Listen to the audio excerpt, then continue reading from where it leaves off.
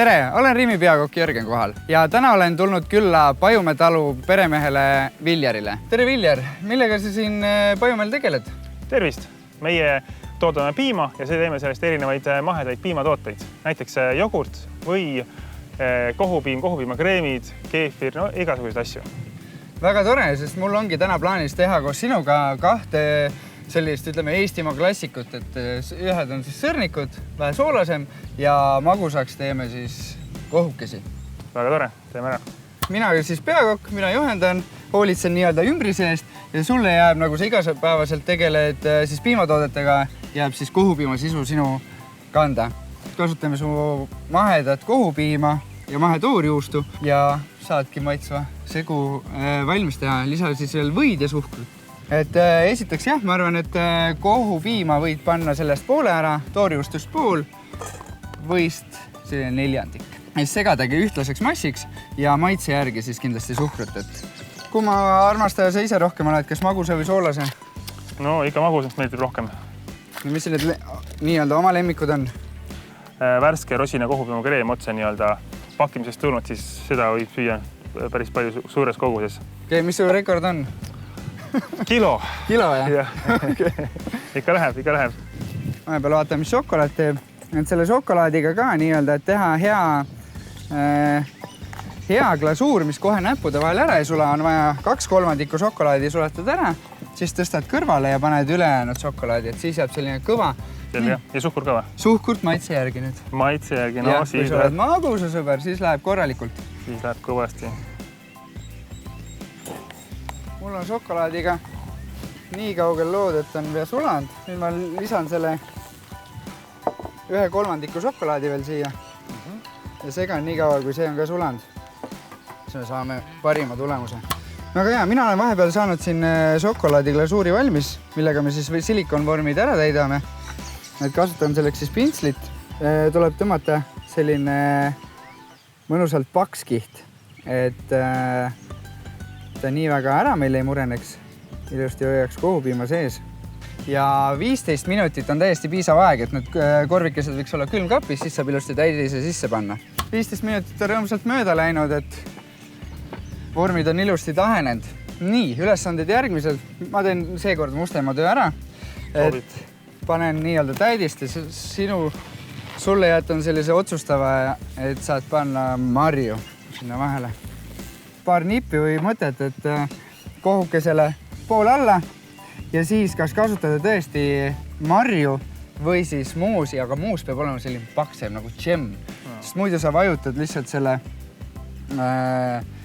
muusi laiali. Aga siis sa võid juba siia, mul on pooled valmis, võime teha väga marjase või ise vali, et täidis on täitsa täna sinu teha. Täidis on olemas nii-öelda marjade näol siis täna ja katame kohupiimaga. Siis on veel oluline see, et šokolaadikihti jääks näha, et kui me nüüd siia veel põhjašokolaadikihi paneme, et siis ta haakub ilusti. Ei lähe meil katki. Ja uuesti külma. Nüüd nad võiks taheneda kuskil seal, ma arvan, poole tunni ringis, et siis on kindlasti, et ilusti saame nad vormist välja. Ja nüüd teeme sõrnikuid. Teeme selliseid soolasemaid. Et selleks kasutamegi siis mahedat rasvata kohupiima, lisame sinna siis sinu uut toodet võid musta küüslauguga, paar mõnusat mahemuna, soola ja ka sidrunikoort lisame sinna žestiks. Ja ise siis sinna kõrvale vaikselt röstin siis aedoad, redist, brokolit ja teen siis ka sinu suurepärase jogurtiga sinna väikse külmakastme kõrvale. Selge. Hakkame siis vaikselt pihta. Nii, ja see läheb üks segamine, jah? Jaa, näpu otsatäis soola, võib-olla 2 isegi. Nii. Siis paneme, ma arvan, et selle koguse peale paneme 1 muna veel. Teeme ühtlase massi, paneerime siis. Nii, üks asi jäi veel panemata. Sidrunikoort natuke. Jaa. Et see sidrunikoor annab sellise väga mõnuse sellise noodi siia juurde. Ühe veel.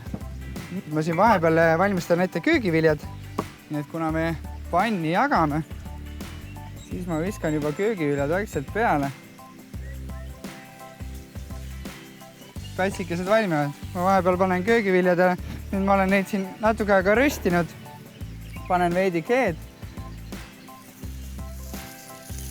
Saame siis talle köögiviljale sellise pähklimaitse juurde. Ja kindlasti ärme unusta veidi ka soola.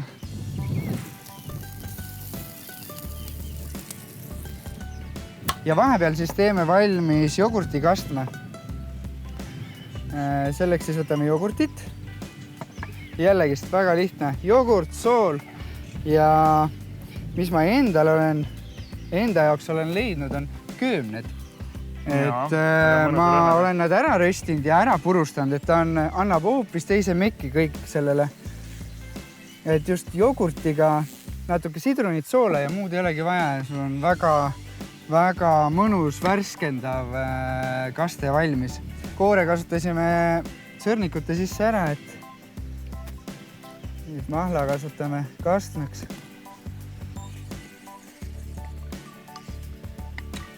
Ja ongi kaste valmis.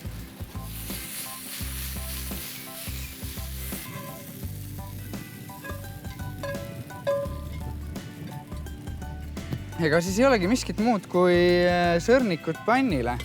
Võtame pannilabida kaasa, saara sõrnikud. Rasvaineks siis natuke keed. Paneme siis vaikselt küpsema. Natukene veel.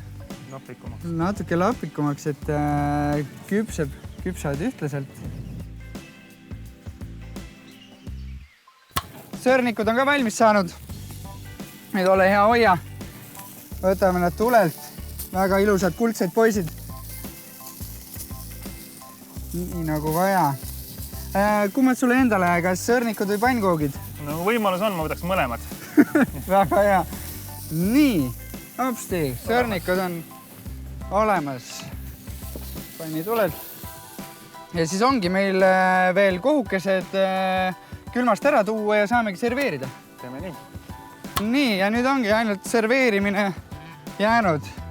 Sa saad eemaldada vormid kohukestelt. Lisame sinna kindlasti marju, meil on siin vaarikat, mustikat nagu ka seeski. Noh, väga ilus. Ma isegi paneks nii pidi siis vahi. Värsked marju ja mina serveerin siin vahepeal siis meie soolased. Vahepeal on küll sadama vaikselt hakanud, aga sellest pole hullu. Serveerime siin ära ja läheme tuppa sööma.